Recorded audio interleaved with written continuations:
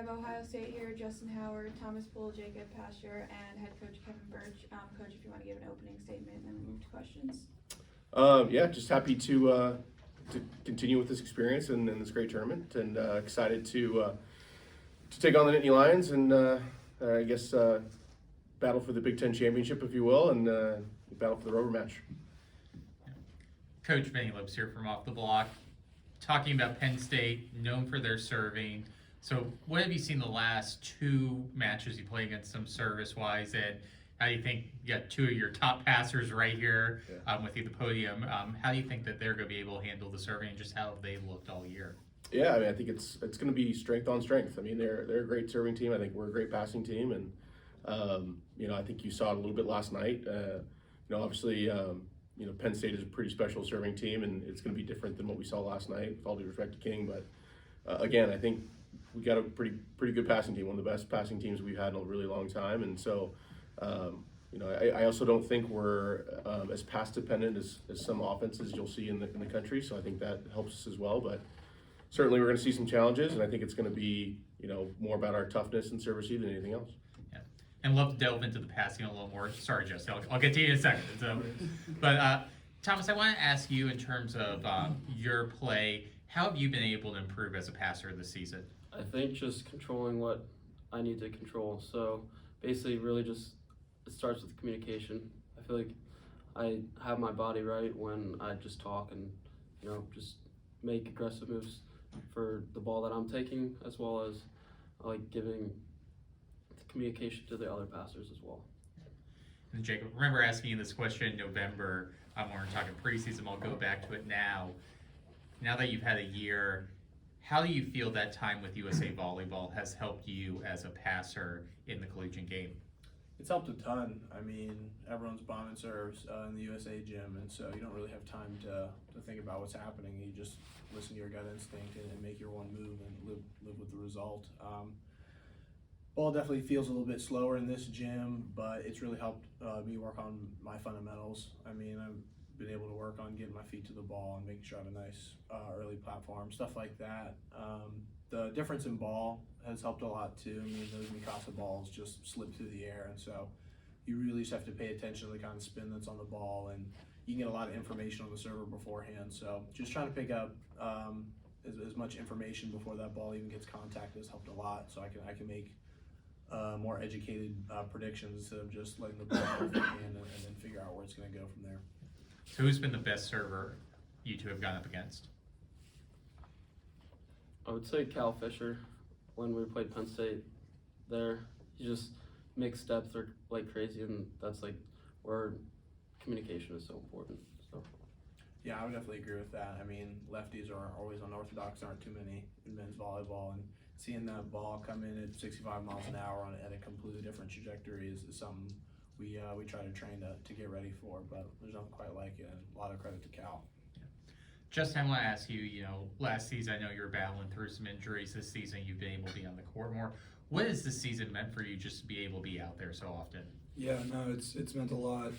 For me personally, I had to battle through a lot of injuries with my back and my abdomen muscles, so I've been in the training room, I mean, ever since those injuries have happened. So to be able to be present and be out there and play for this school and wear the colors that I wear means a lot. And also just to be on the court with, all these players, the kids up here and even the kids you don't see who are on the bench, it means a lot to be able to represent Buckeye Nation and play as much as I can. And Kevin, Pav said earlier that Toby's going to be a game time decision. How does that affect your preparation, maybe not knowing who the starting lineup's going to be for Penn State?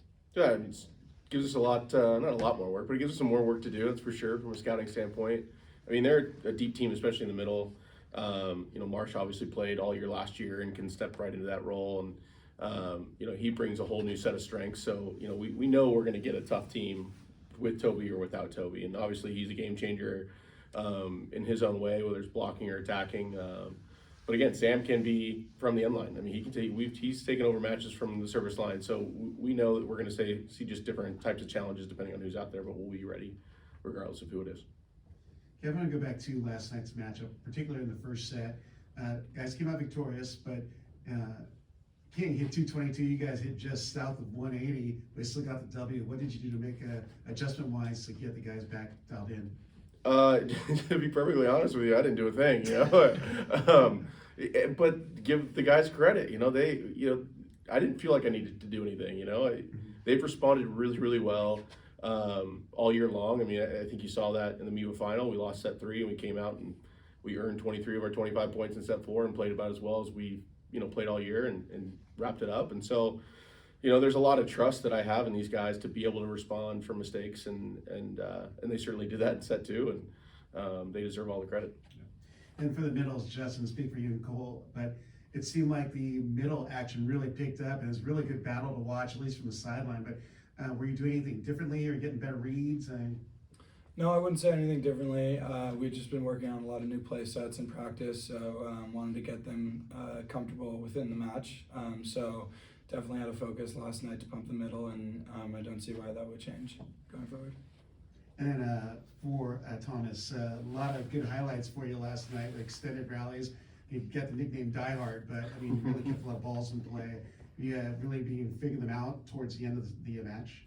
Yeah, I'm just trying to put my body in line for my team because I think defense wins championships, right? There you go. Quote that. And then for you, Jacob, you know, you've been hitting a pretty good jump serve, and at one point last night, we saw 77. Can you hit it harder than that? We'll have to find out. Thank you. No problem.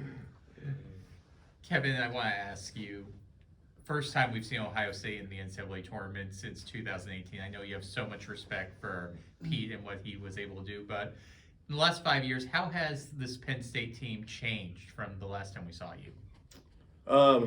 You know, I think are you talking about us or Penn State? Are you Ohio State? Excuse me, forgive me. No. A school that ends in state. I'm sorry.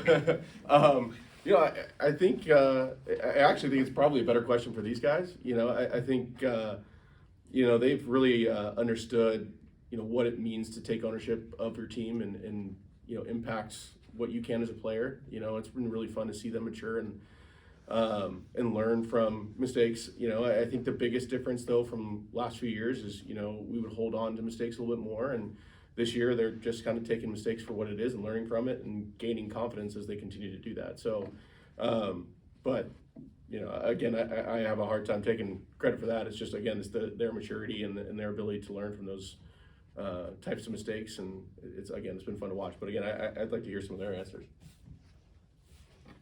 One of the biggest things that sticks out to me is that this is the first year I've truly felt that we've played together as a unit. I mean, there are times when you have a lot of talent, and then each individual talent feels like they have to win the game for themselves, and we've really learned to rely on each other, especially in the tough times. I mean, no one's going to be hitting at a fantastic clip in every aspect of their game, so when you understand one or two things may be below where you want them to be, you can rely on your teammates and be proactive with your communication. Like, let's say my passing isn't doing too great, I'm talking to Tommy and Jack and whoever's beside me, like, hey, we just need to take a half step my way and try to narrow up my range so I can just focus on being good here because you guys are passing well. But yeah, I mean, from the starters to the bench, we've been together through a lot, and I think that's one of the biggest changes I've noticed the past couple of years. Yeah. Go for it. I'll just say that this group has been here for a while, and we've kind of learned how to win over the years. I think that, like Coach Bird said, like letting go of mistakes super fast has been a strength of ours. Whether that's one play or losing a set, we know that if we get back to our style of volleyball, both physically and mentally, that will be pretty fun going forward. And we've just had a quiet confidence all year, thinking and really having that mindset. Yeah, I don't think we look at deficits like previous years. Like, we'll be down 3 or 4 points, which in other teams' eyes is a lot, but we know that just 1 point at a time. So. And then talking about volleyball as a whole, you know, the game, you can see it now a little bit more online, but still tough, not as accessible. So I want to ask you all, growing up, when you were able to see a volleyball match, who were some of the players when you were young that you would look up to and try to emulate your game after? I can go first. Honestly, I never really wanted to model my game after anyone because I believe there are many ways to play the game of volleyball. I mean, different countries train in different ways, and so I just wanted to see as many different ways to play the game as possible. Remember the first college match I watched in person was, I think, 2017. It was Penn State versus George Mason. I remember seeing Jalen Penrose going up and bombing balls, and I was just like, you can do that? That looks awesome. And so for me, just the physicality always stood up to me, and I don't know, I think someone I watched a lot would be like Taylor Sanders or even Jiba, a little bit older. But I always just liked watching the undersized guys take care of business with the big guys. Yeah, being a Columbus native, I think, was it Gabe, who was Yep. 2017? So he was a libero for Ohio State, and I mean, there's not much on TV, but he was the guy I watched and tried to replicate it. Just like him. Yeah, I grew up in Southern California, and JT Hatch was my club coach, so I'd go to a lot of UCLA games. Also, Vikas Lewin, if you remember the name, USC. He was a senior captain on my high school team when I was a freshman, so would always watch Vikas when he was in college, middle blocker for USC. So those two guys really had a big influence on me.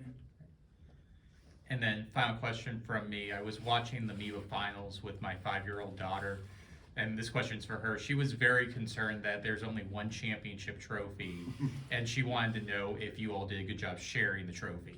Well, it's funny you point that out because the trophy that they sent, and Tim's probably going to kill me for this, the trophy that they sent for the regular season title had the tournament, said MIVA tournament champion. So there's actually 2 tournament champion MIVA trophies. So we'll be happy to share them amongst ourselves. But yeah, there are 2, so we got that going for us. I just one final question for you, Jacob. First team All-American. Congratulations. Thank you. I wanted to see what that means to you, because I believe it's your first time award with first team. I think so, yeah. Yeah.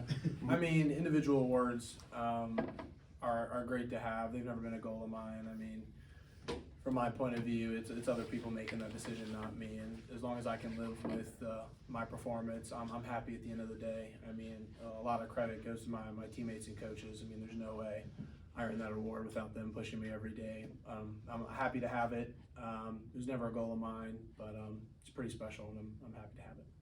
Thank you. Good. Anything else? Great.